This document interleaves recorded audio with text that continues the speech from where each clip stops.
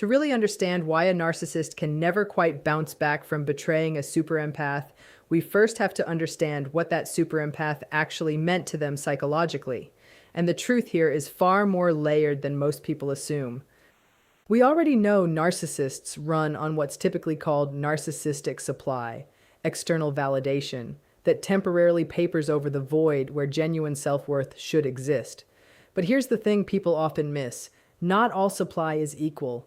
There's a hierarchy, a whole spectrum of quality that the narcissist senses instinctively, even if they could never put it into words. Most of the people who pass through a narcissist's life offer what you could call surface-level supply, admiration for how they look, what they've achieved, how well they perform. It's transactional, interchangeable, ultimately empty.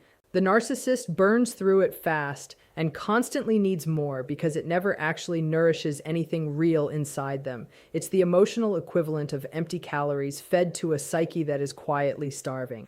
Then there's the super empath, and what she offers is something on an entirely different level. She doesn't just reflect the narcissist's grandiose self-image back at them the way everyone else does. She actually sees the person hiding underneath that construction. She perceives the wound, the underlying terror, the fractured self that the narcissist has spent an entire lifetime building defenses to hide. And here's what makes this so intoxicating and ultimately so dangerous for the narcissist. She sees all of it and stays anyway. She keeps offering compassion. She keeps believing there's something more in him worth believing in. This creates a category of supply the narcissist has probably never encountered before. Validation that actually feels real, because it's coming from someone with genuine emotional depth, real perceptiveness, and the rare sophistication to hold contradiction without flinching. The super empath can look at both the narcissist's carefully defended false self and his equally defended true self at the same time, and she responds to both with a kind of radical, unwavering acceptance. For the narcissist, this is like stumbling onto water after a lifetime stranded in the desert. It's not simply that she makes him feel good about himself, it's that she makes him feel real. Seen, actually known, and for someone whose entire psychological architecture exists to prevent exactly that kind of being known, this is both terrifying and impossible to walk away from. The super empath brings something else too, a kind of intellectual and emotional depth that genuinely challenges the narcissist rather than simply flattering him. Unlike the more typical supply sources who are easier to steer and manipulate, she engages with him on a level that actually stimulates his mind. Real conversations happen, moments of genuine connection, exchanges that feel substantial instead of performative. He becomes hooked on this particular quality of interaction in a way that's distinct from his usual addiction to ordinary supply. It's not only about protecting the grandiose image anymore, it's about brushing up against something that resembles a real relationship, even if he can never fully participate in it the way it deserves. But here's the trap hiding inside all of this. The narcissist simply cannot metabolize this kind of supply in any healthy way.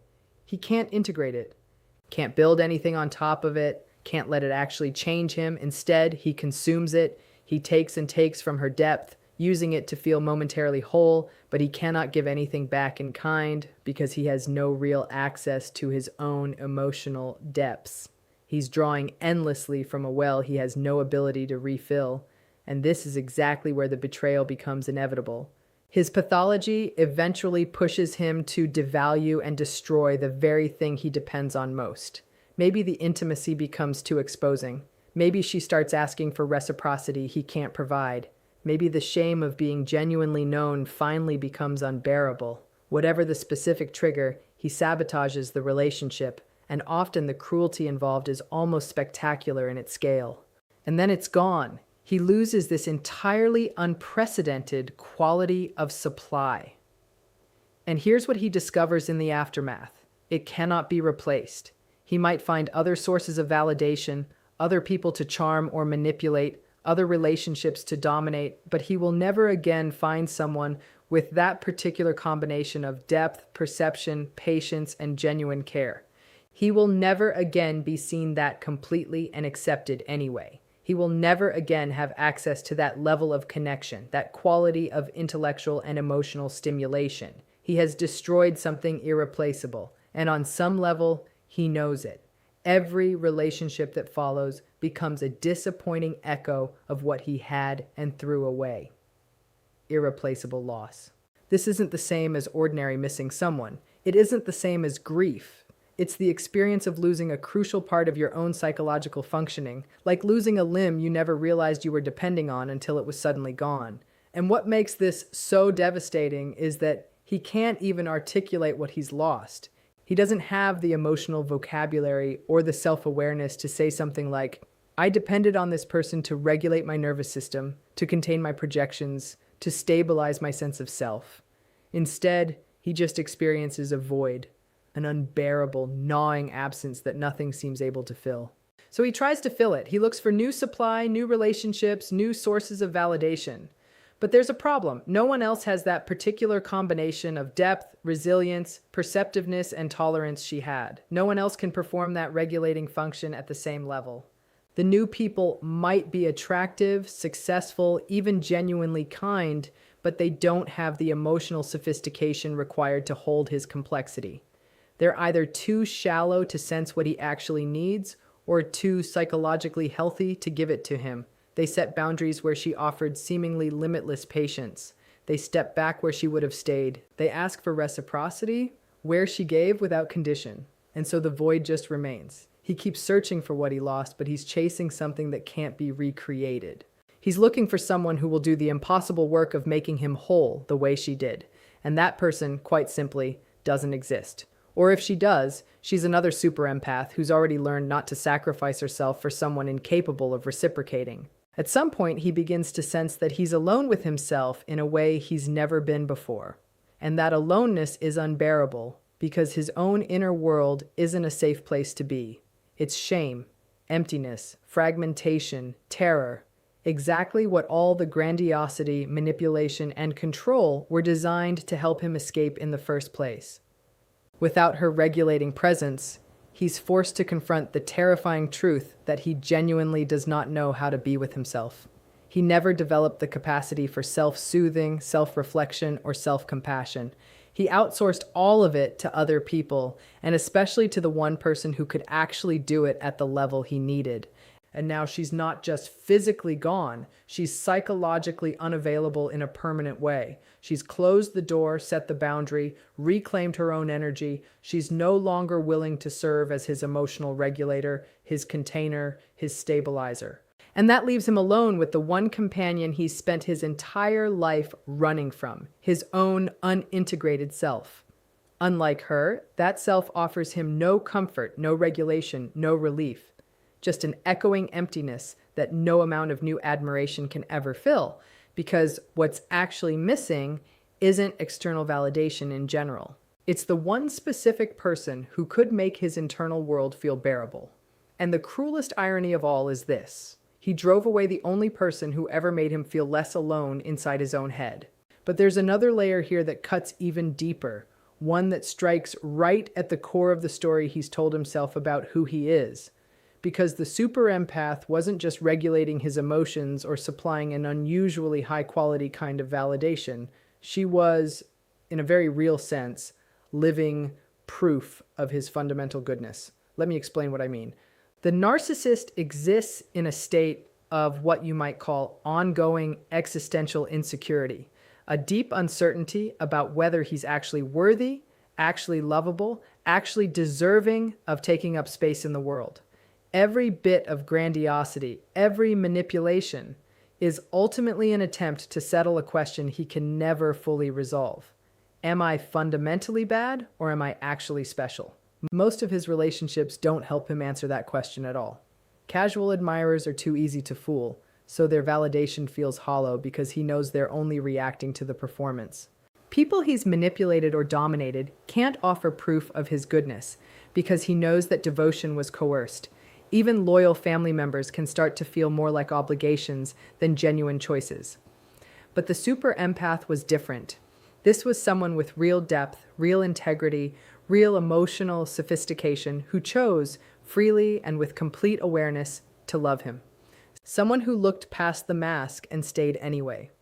Someone who witnessed him at his absolute worst and still offered compassion. Someone whose own character was so clearly good that her presence itself became evidence in his mind that he must be good too. He thinks on some level, look who chose me. Look at the quality of person who saw value in me. Someone this perceptive, this emotionally intelligent, this genuinely loving. Surely she wouldn't stay with someone who was truly bad. Her presence becomes his most persuasive argument against his own deep-seated belief in his fundamental defectiveness. This is part of why narcissists so often show off their empathic partners, almost like trophies, but with an emotional stake that goes far beyond ordinary narcissistic bragging.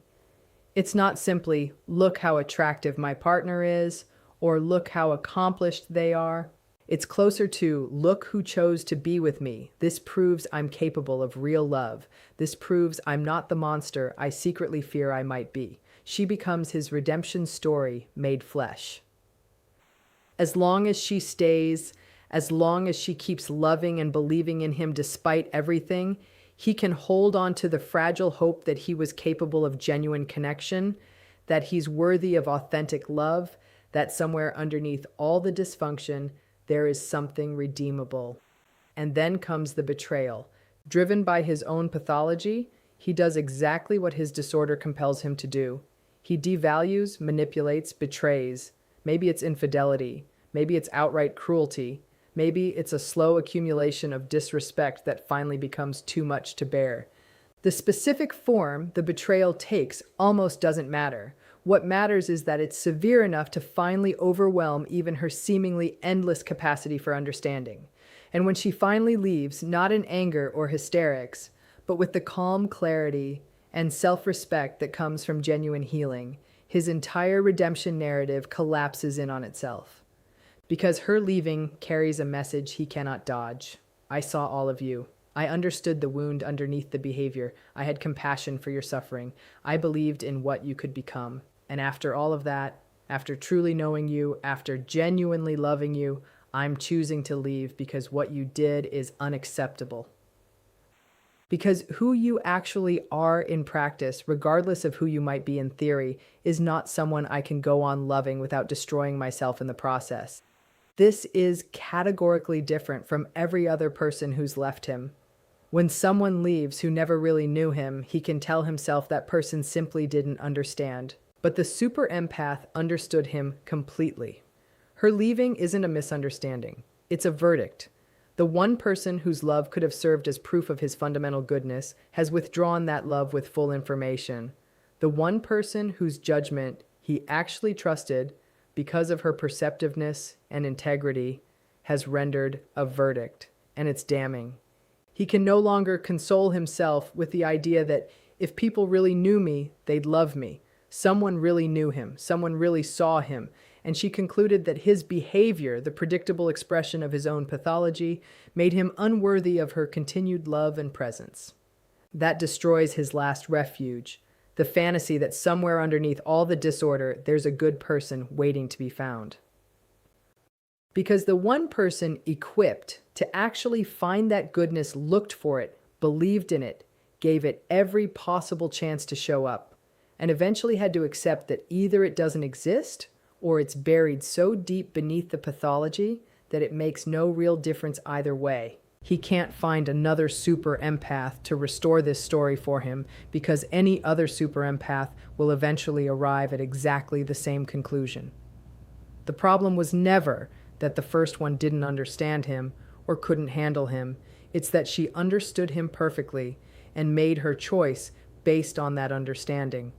And so he's left without the single most important piece of evidence in the case he's constantly trying to make to himself, that despite everything, he's still worthy of real love. She was that evidence, and through his own actions, he destroyed it. When the person who knew you best decides you're not worth staying for, no amount of new admirers can ever fill that particular void. And if all of this weren't painful enough on its own, there's another layer to his inability to recover. And this one is especially excruciating because it plays out in real time, often somewhere he can watch it happen from a distance. The super empath doesn't just leave, she heals, she grows, she transforms, and she does it visibly, tangibly, in ways that make it impossible for him to construct any comfortable story about how the relationship ended. In most of his previous relationships, when things ended, he could hold on to a particular narrative. They fell apart without me. They couldn't handle me. They're stuck in their small life while I've moved on to something bigger and better. He gets to cast himself as the one who evolved, who transcended, who outgrew the relationship. That story is essential to keeping his grandiose self-image intact. But with the super empath, that story falls apart completely. She leaves and enters what is often the most profound period of growth in her entire life. She finally stops abandoning herself for someone else. She reclaims all the energy she'd been pouring into a bottomless void. She turns her extraordinary depth and perceptiveness inward, toward her own healing for once. And the transformation tends to be dramatic. He might watch through social media or mutual friends or whatever windows remain open to him as she starts to genuinely thrive in ways she never got to during their relationship. Her creativity comes alive. Her career moves forward. She builds healthier relationships. She radiates a kind of peace and self-possession she never had while she was busy managing his chaos. And that visible thriving sends a message he can't misread. The problem was the relationship. More specifically, the problem was him. Because her growth proved something undeniable, she was being held back.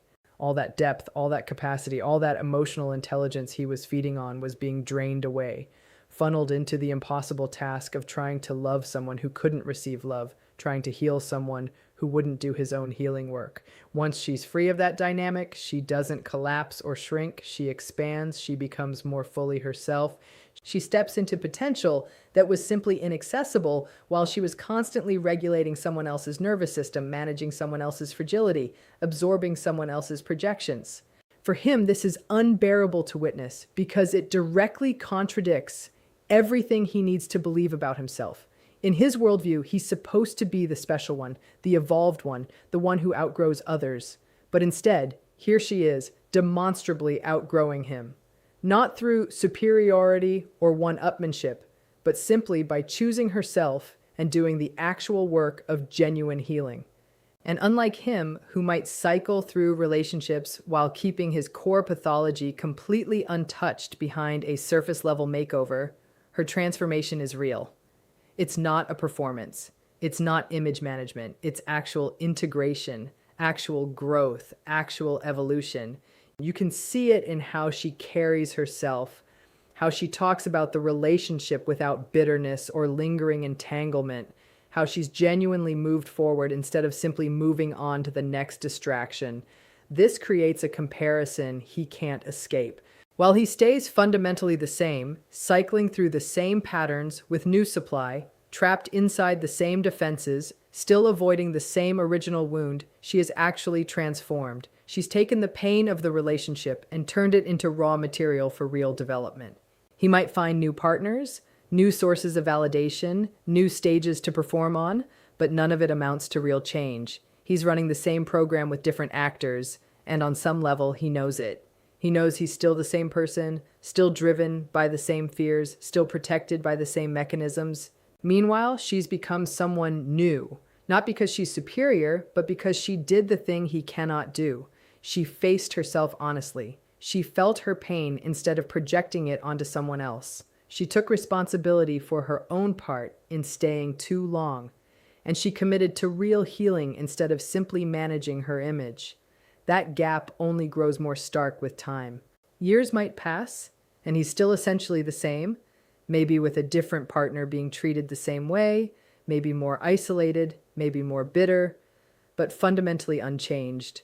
She, meanwhile, keeps evolving, keeps deepening, keeps becoming more integrated and whole, and he sees it. He sees living proof of what's possible when someone actually commits to healing, proof that people really can change, that there's a real way out of the patterns that trap us. But he also sees clearly that he isn't doing it, that despite all his talk of growth and evolution, he remains exactly where he was while the person he discarded has flourished. This might be the most painful mirror of all, not the mirror she held up to him during the relationship, showing him who he was, but the one she holds up after leaving, showing him who he could have become if he'd been capable of choosing growth over defense, vulnerability over grandiosity, authentic change over the mere performance of it. Her healing doesn't just represent her own freedom. It represents his foreclosed possibility, the road he didn't take, the life he might have lived if he'd been capable of actually doing the work. And that's a loss he genuinely cannot recover from. The most devastating proof of your own stagnation is watching someone flourish in exactly the space where they once shrank themselves down while loving you. And now we get to what might be the most tragic layer of all, the one that touches the deepest kind of human devastation. Because the super empath didn't only see who he was, she saw who he could become. This deserves a moment on its own, because it's fundamentally different from everything else we've covered. Her perception was never limited to his current state, the pathology, the defenses, the wounded self hiding under all the grandiosity. With her extraordinary depth and maybe her somewhat naive faith in human potential, she could also see something else entirely. The person he might become if he ever chose healing. This wasn't delusion. It wasn't some fantasy dreamed up by someone unable to face reality. She saw reality with total clarity. She just also saw the potential sitting alongside it. She could hold both truths at once. This is who you are right now, and this is who you could become. And remarkably, she believed in that potential, believed in it enough to stay far longer than she should have, believed in it enough to endure treatment no one should have to endure. She believed in his capacity for change, even in the moments when he didn't believe in it himself. For him, that belief was simultaneously his greatest hope and his heaviest burden, because part of him genuinely wanted to become that better version of himself. Part of him resonated with the vision she held, felt the quiet pull of that possible redemption. In rare, fleeting moments of vulnerability, quickly shut down and defended against, he might have caught a glimpse of what she saw, a path toward wholeness, toward real connection, toward freedom from the prison of his own pathology. But another part of him, the part wired entirely for survival and defense, found that vision terrifying, because becoming that person would require exactly what his entire structure exists to prevent.